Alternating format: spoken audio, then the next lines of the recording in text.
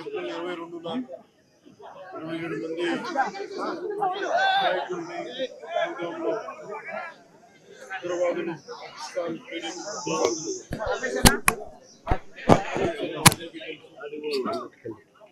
పర్యవసానం భారతదేశం పాకిస్తాన్కి అండగా ఉన్న ఈ టెర్రరిస్ట్ క్యాంపుల మీద దాడులు చేయడం, స్ట్రైక్స్ చేయడం జరిగింది. వారి ఉగ్రవాద శిబిరాలని ధ్వంసం చేయడం జరిగింది. దానికి కంటిన్యూటీగా యాక్షన్ పాకిస్తాన్ కూడా మనకి కాల్పులు జరపడం, వీటి సరిహద్దుల్లో ముఖ్యంగా 5 రాష్ట్రాల్లో చాలా తీవ్ర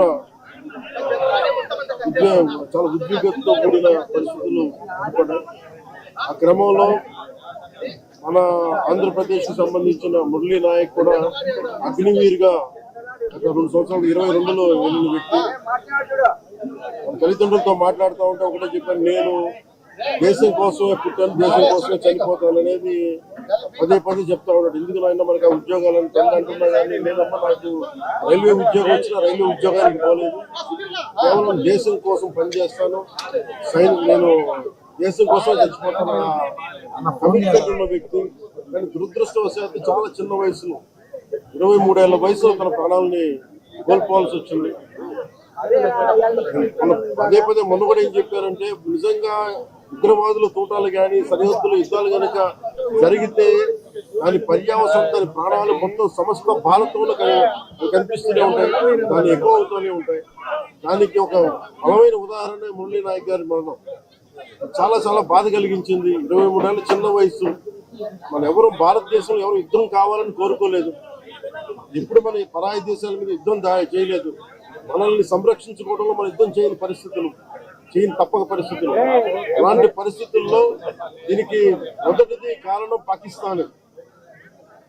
పాకిస్తాన్ జనరల్, ఆర్మీ జనరల్ కూర్చోబెట్టి రెచ్చగొట్టి ఒక వారం ముందు, ఏప్రిల్ 22 ఒక వారం ముందు రెచ్చగొట్టి ఉగ్రవాదుల్ని ప్రేరేపించి అమాయకులైన మనుషులను చంపించేసి దానికి పర్యవసానమే. ఇక్కడ 47లో వాళ్ళు విడిపోయారు, వాళ్ళకి దాహం తీరల. 4 యుద్ధాలు చేశారు ఇప్పటిదాకా, దాహం తీరల. ఇప్పటికి అమాయకులను పట్టణ పెట్టుకుంటా ఉన్నారు.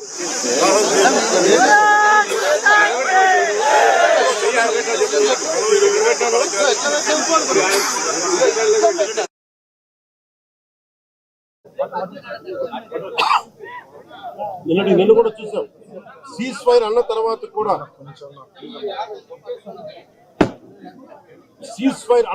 కూడా సీజ్ ఫైర్ ని వైలేట్ చేసిన ప్రభుత్వం. అక్కడ నిజంగా చెప్పాలంటే ఒక బనానా రిపబ్లిక్. దానికి ఎవరు మాస్టర్స్ తెలియదు పాకిస్తాన్.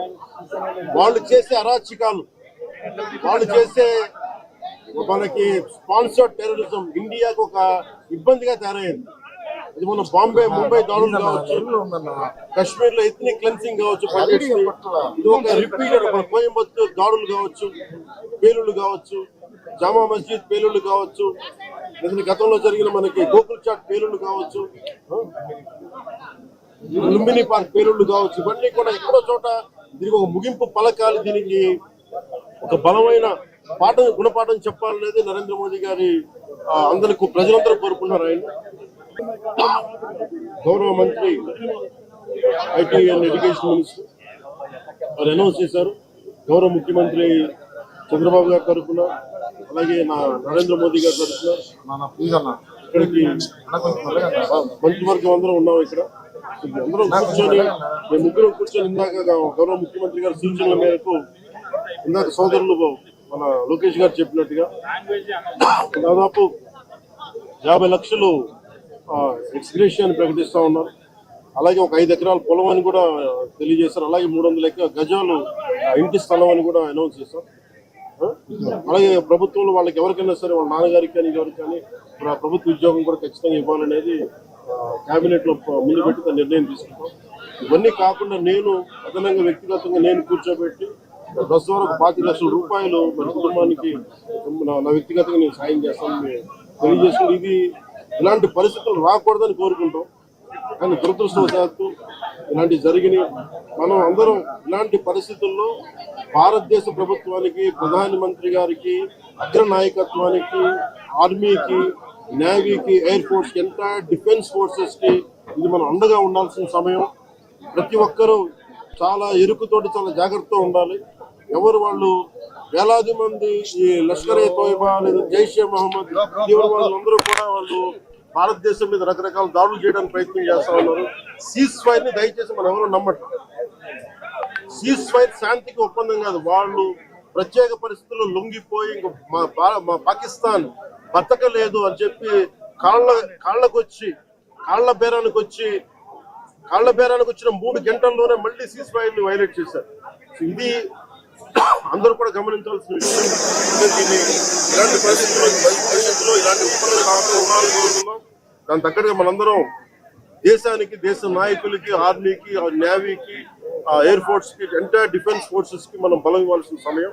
అందుకని మీ అందరూ సహకారం కోరుకుంటూ సెలవు తీసుకున్నాం. మురళీ నాయక్ పవన్ కళ్యాణ్ గారి వీరాభిమాని.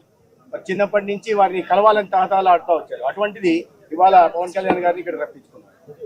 దురదృష్టకరమైన విషయం ఏంటంటే చాలా అది నేను ఇక్కడికి రాగానే నాకు చెప్పారు, చూసి చాలా బాధ అనిపించింది. అతను ఇష్టపడవచ్చు కానీ దేశానికి అందరికంటే కూడా దేశాన్ని ప్రేమించే వ్యక్తి. అలాంటి వ్యక్తిని కోల్పోవడం నిజంగా చాలా మా అందరికీ కూడా, లోకేష్ గారికి కానీ, మాకు కానీ, మా మంత్రి గారికి కానీ, ప్రతి ఒక్కరికి చాలా చాలా బాధ కలిగిస్తాం. వారి ఆత్మకి శాంతి చేకూరాలని, వారి కుటుంబ సభ్యులకి నా ప్రగాఢ సానుభూతిని తెలియజేయాలని, భగవంతుడు వారికి బలం ఇవ్వాలి.